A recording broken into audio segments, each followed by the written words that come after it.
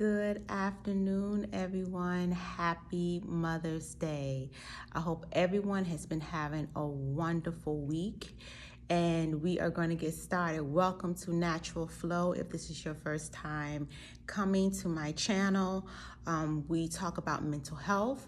Of course, May is Mental Health Awareness Month, all month long. So we are here to celebrate and embrace mental health in a positive and healthy way in our conversations.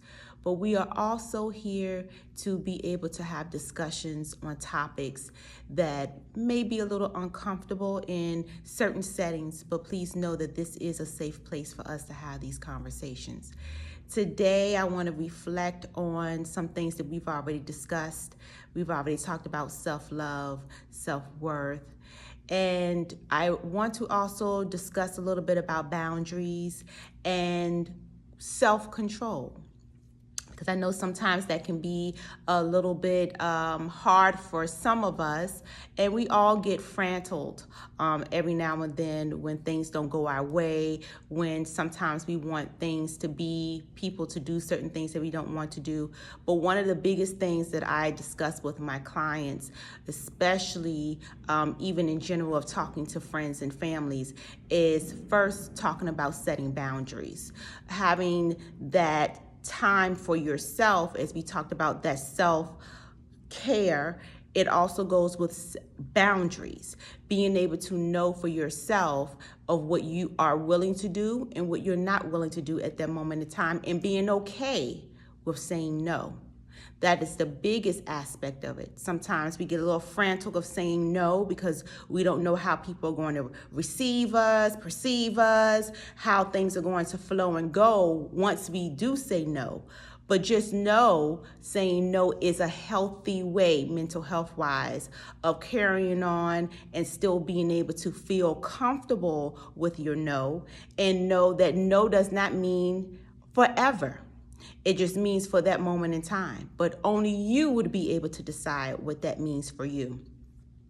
One of the aspects that I talk to with my clients about setting boundaries is writing out a list for themselves of the things that they're comfortable having discussions with family and friends, because that can look very different. As you know, you have some friends that you may be able to have a full-on therapeutic-like setting with. You get deep, you get emotional with, and then you have some friends that you know you can only go to a certain amount of with that fence of what you can and cannot say. And I know that's the aspect of family too, and it's nothing wrong with that. That's also setting boundaries, believe it or not, because then you also know the personality of the person that you're talking to and your comfort level with them.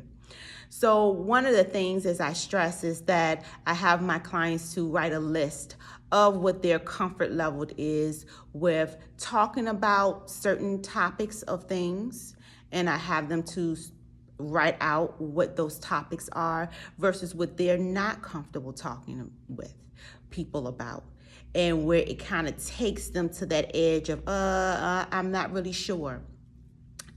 I feel like having a list, having something in your face that you can be able to reconnect with daily on where you are, gauges where you are in that productivity of figuring out if you have reached that goal of setting boundaries. So having that list, what you are comfortable with and what you're not comfortable with talking about. And then from there, having that list then helps you to kind of recognize where you may need to work on with setting boundaries. If you are one that you know that having those conversations with people and kind of spreading all of your business about certain things, you may have to take a step back and realize, I may need to set boundaries on who I share some of my information with, what I am sharing, because everything in life does not have to always be told to the universe.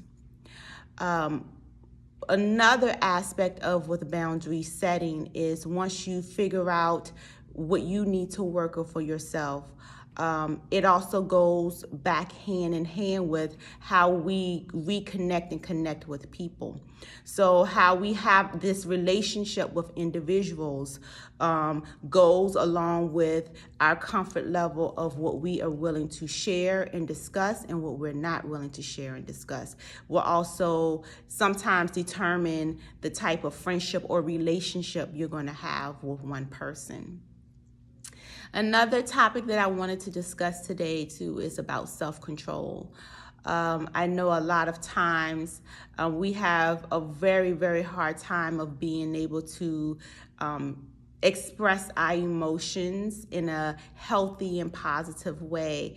And one of the things about self-control that is an aspect for me that's important is being able to recognize the things I can control versus the things that I cannot control.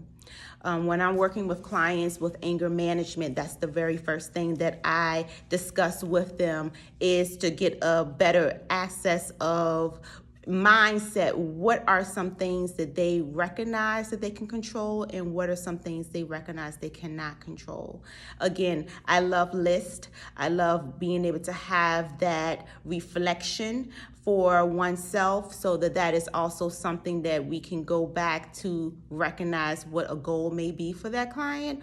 Or sometimes it can be what we recognize for ourselves that needs to be worked on.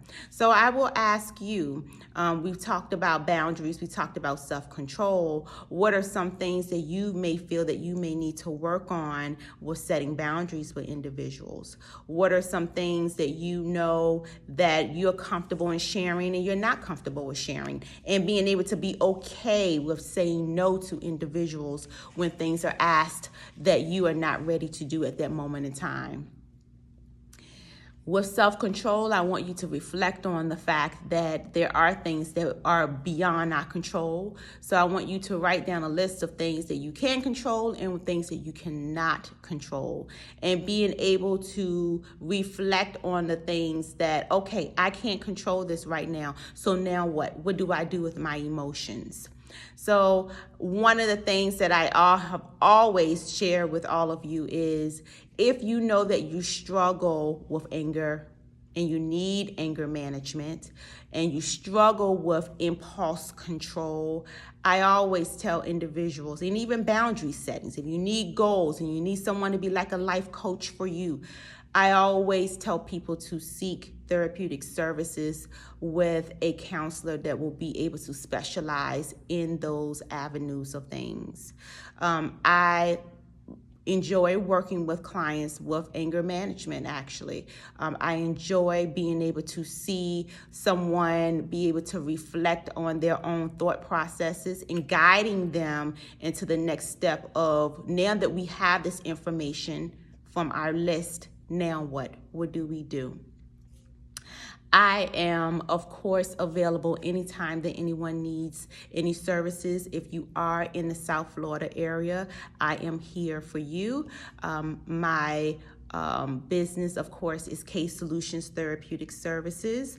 You can reach me on Psychology Today using my business name. Also, I'm on therapist.com. I've also just joined Open Path Collective.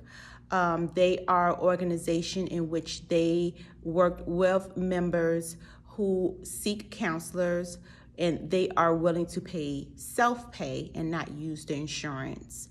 And they are on a sliding fee scale with their organization. So if you are looking for a reasonable price therapist and you are willing to pay, self-pay for your services, please look me up on that site as well. I would love to be able to come back to you very soon with other insights of other topics. Please like, share, and subscribe. And also remember to hit that little bell button so that you can get information on when I am coming back to my channel to share more insight. I will be back very soon. I hope that all the mothers out there have a wonderful and happy and safe Mother's Day with their family and their friends. And we will touch bases with each other soon. Have a wonderful week. Take care. Bye-bye.